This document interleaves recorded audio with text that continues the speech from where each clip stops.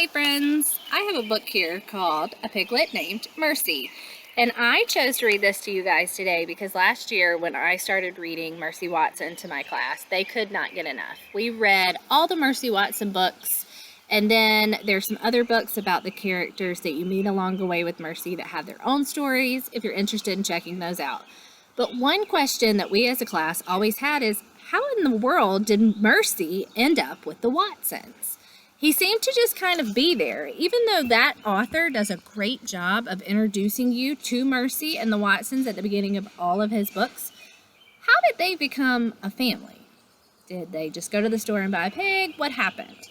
Well, funny enough, last year, that same author, Katie DiCamillo, she wrote a book that's called a prequel. So she wrote this book, and this book actually would come first because it explains how Mercy joined the family of the Watsons. So funny enough, we had this question, and the author thought to answer it all on her own. So this is kind of the story that comes before the Mercy Watson story. So I hope you enjoy it, and I hope if you've ever wondered more about Mercy, this helps you answer those questions. So, look at baby Mercy. Oh, so cute. Makes me think I want a pig, but I don't think my dog would like that. So, a piglet named Mercy. Mr. Watson and Mrs. Watson lived in a house on Deckawoo Drive. Deckawoo Drive was on an ordinary street in an ordinary town. So, ordinary just means regular or plain. And Mr. Watson and Mrs. Watson were ordinary people who did ordinary things in ordinary ways.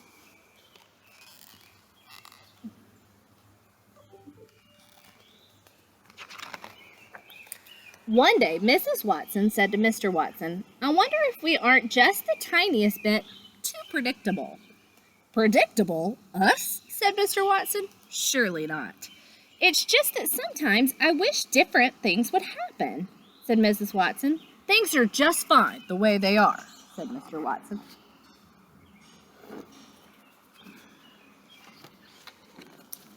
But then something different did happen.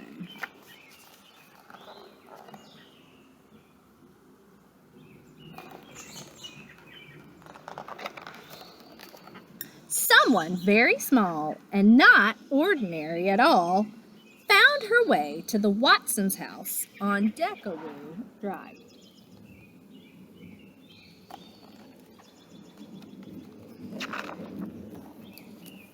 Mr. Watson made the discovery when he opened the door for the morning paper.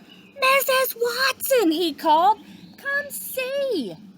"Oh, the little dear," said Mrs. Watson. "Oink," said the piglet. "I think she's hungry," said Mrs. Watson.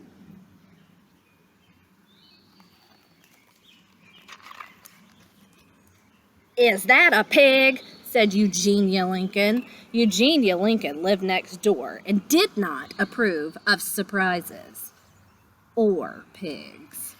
"It is," said Mrs. Watson. "Can you believe our luck?" "Don't be ridiculous," said Eugenia Lincoln. "A pig is not lucky at all." Eugenia's a little grumpy. "Do you think perhaps the piglet would like a bottle of warm milk?" said Baby Lincoln. Baby was Eugenia's younger sister, and she was fond of surprises and piglets. Mr. Watson scratched his head.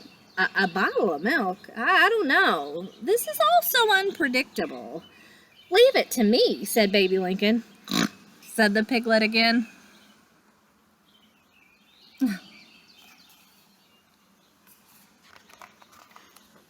Mrs. Watson picked up the piglet and took her inside.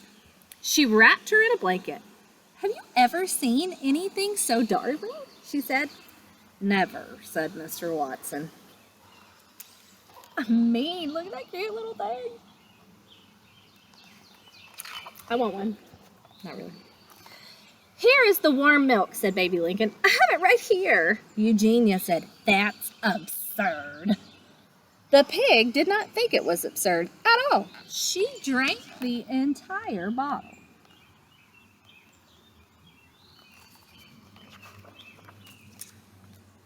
And then she burped and went and went looking for more. "Oh, my goodness," said Mr. Watson. "Watch out," said Eugenia. "She seems to like toast very much," said Baby. "Oh, the darling, darling thing," said Mrs. Watson.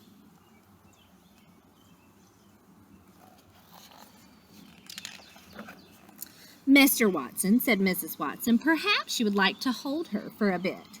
"Certainly," said Mr. Watson. He took the piglet in his arms and he rocked her. He hummed, "How extraordinary," said Mr. Watson. "She's a porcine wonder." "The piglet is a wish come true," said Mr. Watson. "What a mercy she is," said Baby. "There you go," said Mr. Watson. "We will call her Mercy." "She is not a mercy," said Eugenia. "She's a pig," said the piglet. "You cannot name a pig Mercy," shouted Eugenia.